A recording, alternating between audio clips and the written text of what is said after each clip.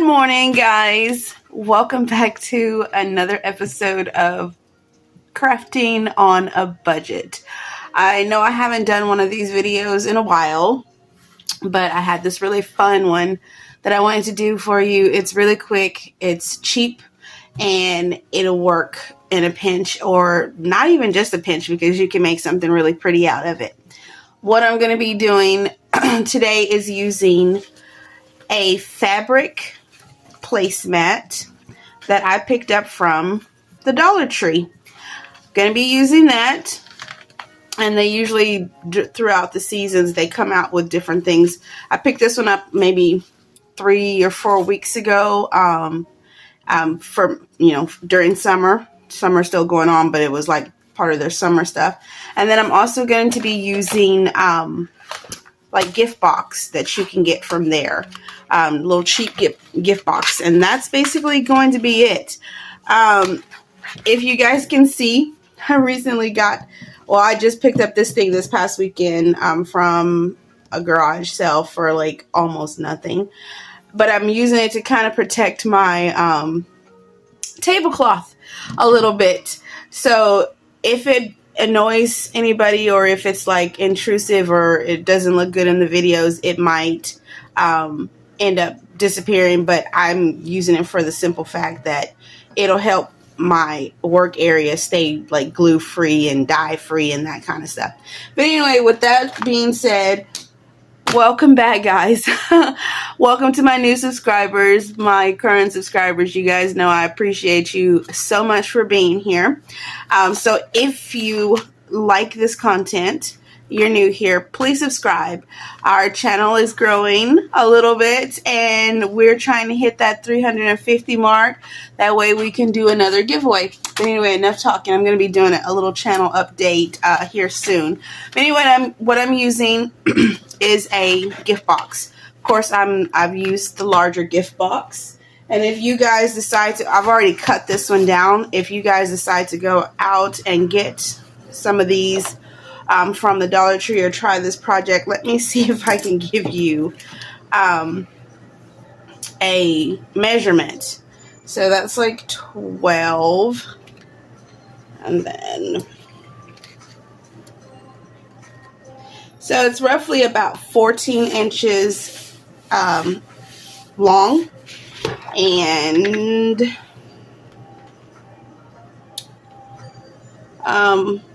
10 3/4 looks like. What I did was, with these placemats, they do have a stitch on the inside. So basically what I did was go through and measured for the inside of that stitch. This one actually looks like it's a little bit longer than the other one that I used. No, there's like a little piece that, I don't know, you can't tell from the video, but there's a little piece here that is like thick. So that's why I measured it like that one. Anyway, so I already cut this one down. So it's roughly about 14 by 10 3/4. When you get yours, and all of these little cardboard boxes, the gift boxes, they always scuff, but nobody's going to see that. Anyway, what we're going to do is we're just going to take our cut box and fold it in half. I cut this box without using my glasses, guys, so it will probably be a little wonky, but of course I can always go back and adjust that. It's not that big of a deal. So we're just going to fold that. We do want to remove some of the things from here. Of course, we want to remove that. That comes out pretty easy. And guys, you know I'm sitting here and doing this without my freaking glasses. What in the world am I thinking? Oops. Well, today is Tuesday, and I have to go back to work on the 13th. I'm not happy about it, guys. I wish I could forever vacation. But unfortunately, my bank account is not set up that way. Okay, so we're just going to take this and we're putting it in half. And you want to make sure you get a crease line. It's really going to be hard with like the darker ones. So I want to make sure I get a crease line, because I'll show you why in just a second. All right, so now this crease line, making sure we have it correct, make sure I got the right crease line in here. Yes. We are going to take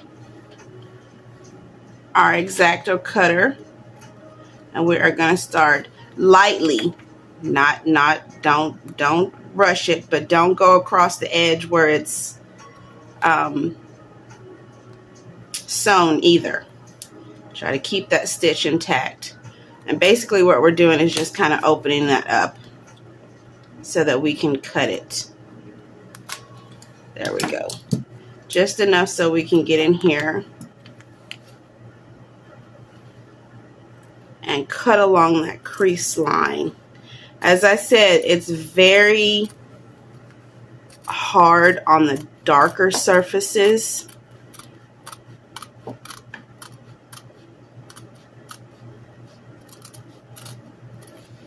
Okay, and we are just going to cut up just enough so that we don't destroy that sewing, the hem on it.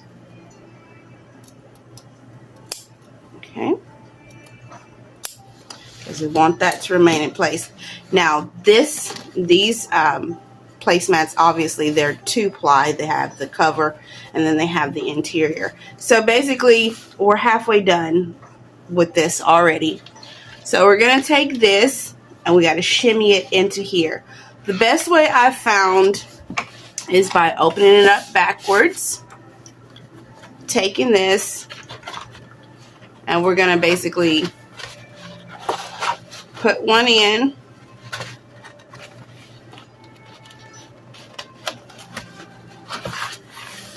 slide that in. Let's get that in a little bit, part ways, and then we're going to flip it over,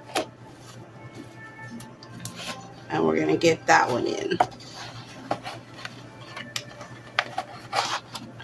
I find it's easier to put them in together. They seem to work together. Easier to slide in.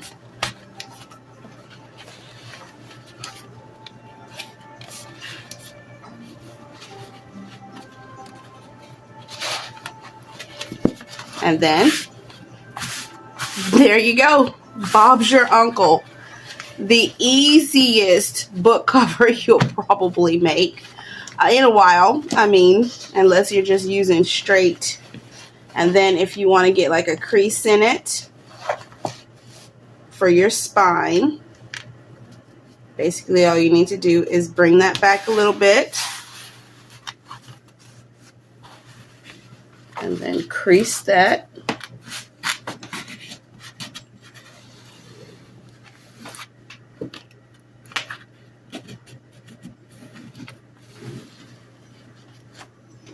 And then we're going to do the same thing on that side. Bring that in about the same distance that we did on the other side.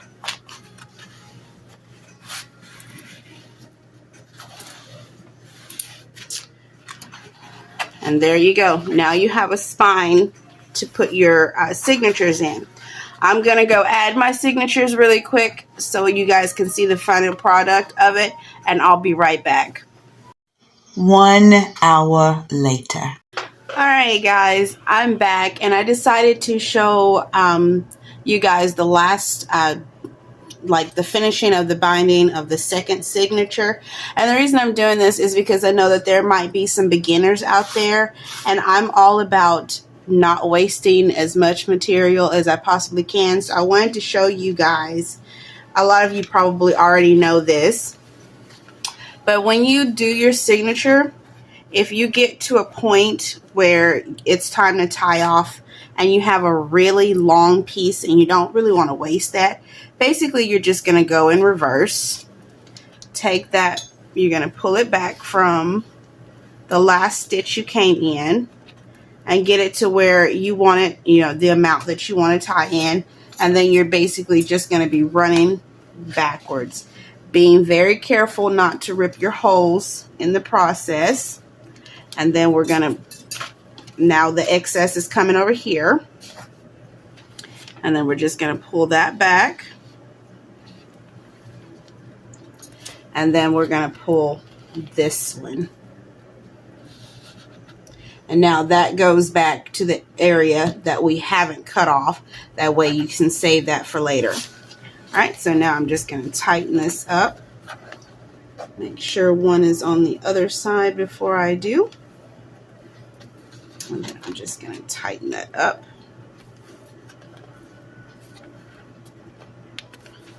Cut the length that I want. And then simply tie it off as you would normally.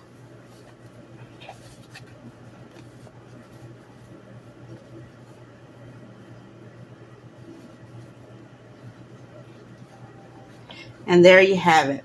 All right, so now let me show you guys the finished product. Now, just full disclosure, I did realize that the paper, the box that I cut, the gift box that I cut, I was wondering why it wasn't reaching all the way to the end. And I went back and noticed that I bought both of these placemats at Dollar Tree, but one is significantly shorter than the other. So the measurements that I gave you was for this one because I just took this piece, the insert that I had put in, and just copied it.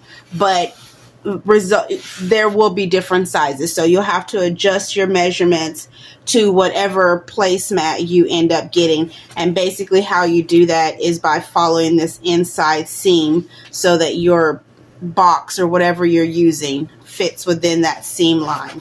Also, another thing I will mention is that along that cut edge, once I got my first signature in, I started with my back signature. Once I got that in, I went back, and that piece that was cut, I went ahead and just added some glue along that line so that that wouldn't lift up.